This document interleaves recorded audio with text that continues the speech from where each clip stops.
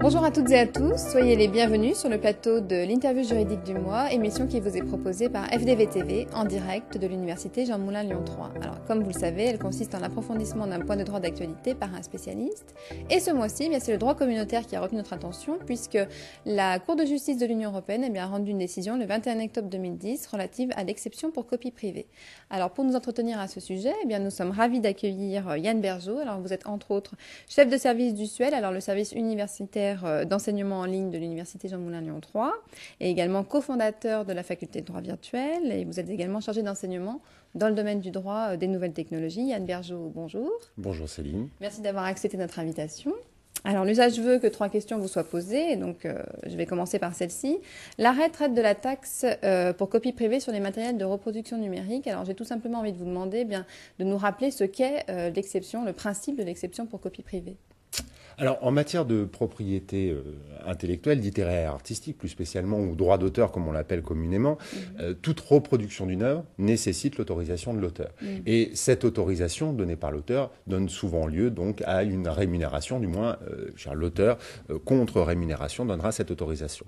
Alors, dans la sphère privée, il est bien évident qu'il n'est pas possible d'appliquer ce principe. C'est pourquoi il a été prévu l'exception pour copie privée, qui autorise tout utilisateur à des fins privées, donc de pouvoir faire des reproductions.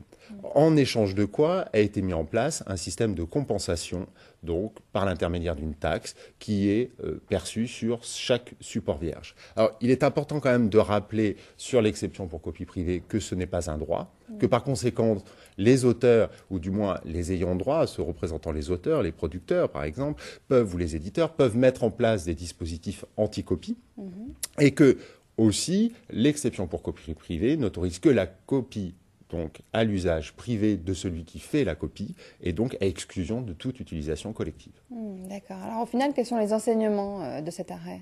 Alors, la Cour de justice ici de l'Union européenne apporte plusieurs enseignements et plusieurs points intéressants. Dans un premier temps, on relève que cette compensation qui est prévue est une notion communautaire. Donc ça signifie qu'elle doit être interprétée de manière uniforme dans l'ensemble des États membres ayant mis en œuvre l'exception pour copie privée. Ensuite, elle parle, la Cour de justice de l'Union européenne, d'un juste équilibre dans le cadre de la mise en œuvre de cette compensation, ce qui signifie que à partir du moment où il y a la possibilité d'une copie privé, donc par l'intermédiaire de ce matériel donc, de reproduction numérique, doit être perçue une taxe pour justement compenser cette copie privée. Donc la simple éventualité d'une copie suffit à justifier la taxe.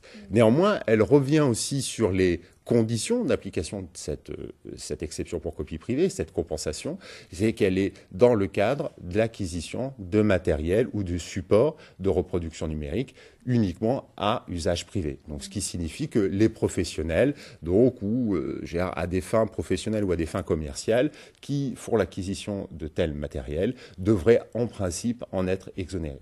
D'accord. Donc, est-ce que ça veut dire que le dispositif de compensation est menacé, alors ?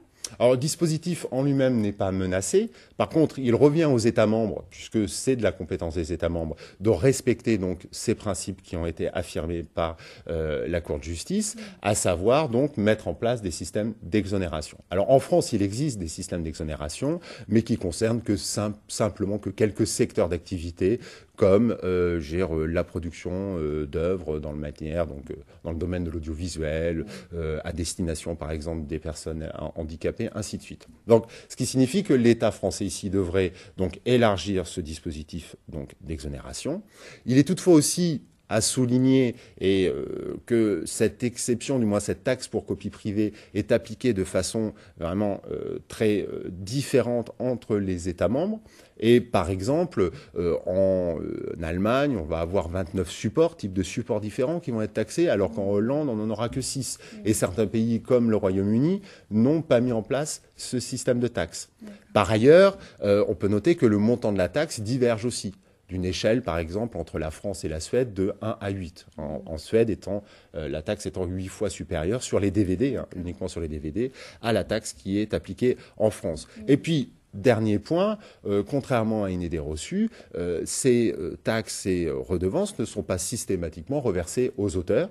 Elles viennent parfois, dans des dispositifs nationaux, alimenter des fonds culturels.